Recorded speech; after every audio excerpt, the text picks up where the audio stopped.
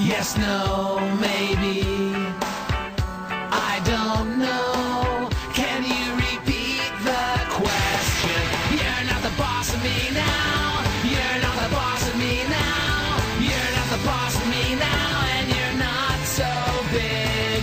You're not the boss of me now. You're not the boss of me now. You're not the boss of me now. And you're not so big. Life is unfair. Colonialidad de pensar y bloqueo histórico en América Latina. Colonialidad y formación del sujeto en América Latina. Una de las pasiones de nuestro sistema educativo en general es el manejo de la información y el análisis de criterio.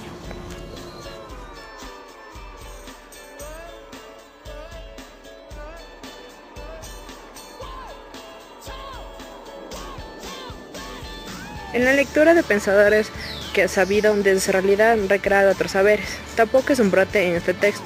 Haré citas de autores de los cuales no solo he aprendido, sino también he aprendido y recibido sugerencias nutrientes para repensar su propia práctica.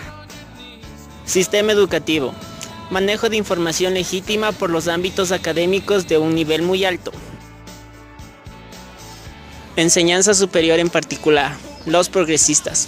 Nos centramos en lo que nos enseñaron los siguientes personajes: Marx, Foucault y Habermas. Citar algunos autores infaltables e intelectuales que se consideran progresistas. Autores que, por otra parte, han sabido ser fieles a sus propias problemáticas existenciales y, indudablemente, nos han dejado un acervo de ideas riquísimas y nutrientes para el saber universal.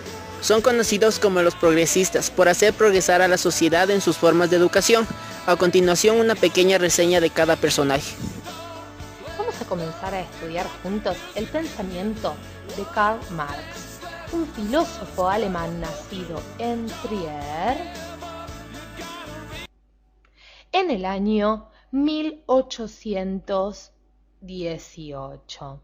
Y les cuento que el pobre Marx, que se dedicó durante toda su vida a la militancia política, al periodismo y también a desarrollar una filosofía de corte política, se va a fallecer en Londres en el año 1883.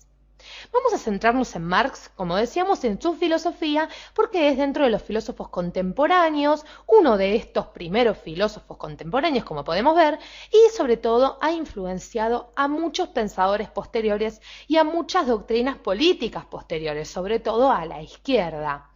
Pero veamos directamente su filosofía. Muchas de las premisas principales de Marx o del marxismo,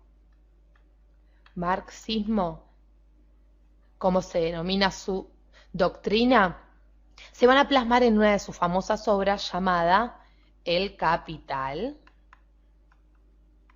que se publica, les comento, en el año 1867. Nosotros no nos vamos a centrar solo en El Capital, sino que vamos a hacer un breve repaso por las premisas básicas de su filosofía para que ustedes puedan entender un poquito más de qué hablamos cuando hablamos de Karl Marx. Vamos directamente a estudiar entonces su pensamiento y como vemos aquí tenemos un hombre y animales. ¿Y por qué estamos haciendo referencia a los hombres y los animales? Bueno, les cuento que Marx considera que la condición primordial de la historia, es la existencia real, claro está, de nosotros, es decir, de los seres humanos. Y nos dice también que para vivir hay que satisfacer ciertas necesidades básicas. Para vivir, entonces, hay que satisfacer... Foucault.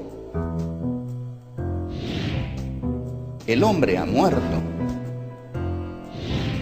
Si el hombre ha muerto, ¿quién está en las calles?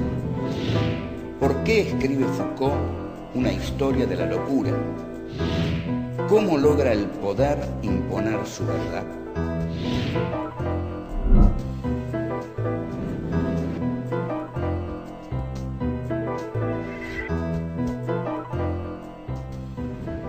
Vamos hacia el encuentro de Michel Foucault.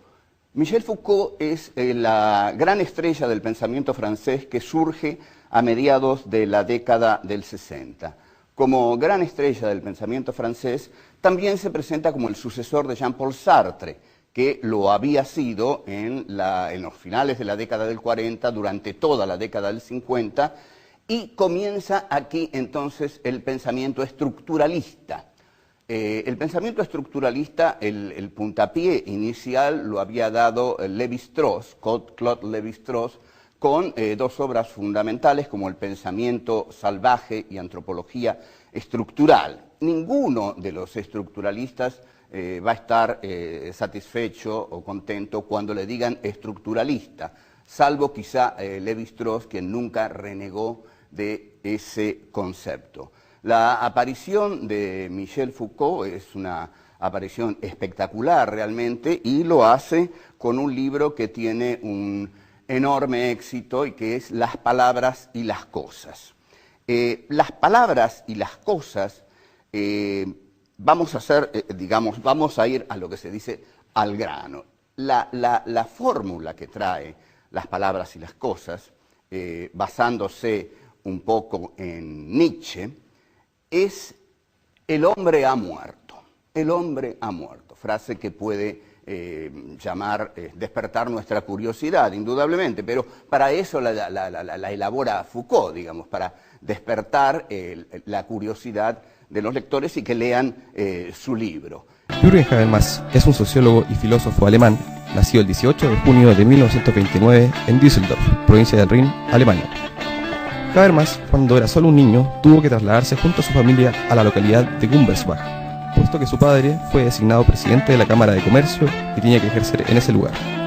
El joven Habermas tuvo una infancia dura, debido a que creció en plena época del nazismo, la Segunda Guerra Mundial y la posterior reconstrucción de su país natal, Alemania. Comenzó su vida universitaria en el año 1949, estudió en las universidades de Bonn, Göttingen, Zürich y Heidelberg. Sus estudios abarcaron filosofía, historia, psicología, literatura alemana y economía. Entre algunos de sus profesores podemos encontrar a los filósofos Oskar Becker y Erich Rothacker, además de otras eminencias de la época. En el año 1954, Habermas presentó su tesis doctoral en la Universidad de Bonn ante los filósofos mencionados Becker y Rothacker. Esta recibió el título de El absoluto y la historia, de las discrepancias en el pensamiento de Schelling. Hasta hoy en día, dicha obra no ha llegado a editarse como libro. Durante sus estudios establece una fuerte amistad con Karl Otto Appel, uno de los interlocutores entre la filosofía continental y la analítica. Juntos han colaborado mutuamente en investigaciones de la filosofía. Construcción del conocimiento. Sabemos todo a base de su realidad, recreándolo como una forma del saber. Estas pueden ser tocar, sentir, recrearla y argumentarla. Eso es el conocimiento. Solidaridad estructural.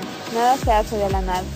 Se apropia de un sentido para darle una forma definida, dando un significado. Esto lo conocemos como la perspectiva.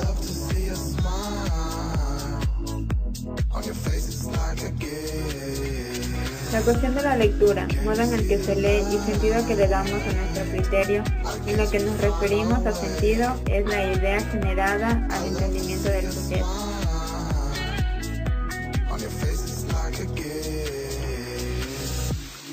El pragmatismo es la escuela donde se formaba el saber crítico con fundamentos científicos. La pragmática es la elaboración de un criterio a base de una idea inicial argumentada con mis propios argumentos. La praxis es el criterio final argumentado correctamente, con base de mi propio criterio. El pragmatismo. La pragmática. La praxis. Conocimiento epistemológico es aquel que está estructurado con bases científicas, poniendo en uso lo que llamamos el método científico. Construcción del conocimiento. Lógica. Razonamiento, interpretación y construcción de conocimiento. Con la expansión global del mundo europeo, la modernidad y su característica de cientificidad del conocimiento ha significado el concepto de lógica con un determinado modo de razonamiento, científico, formal, descriptivo y explicativo, regiendo por leyes y formas que asumen como dogmas, para definir lo que es científico, es decir, la lógica de la definición del objeto, Parecía que esta fuese la única comprensión posible de lo que es la lógica del conocimiento científico. Sin embargo, el concepto de lógica alude a un modo de organización, formas de razonamiento.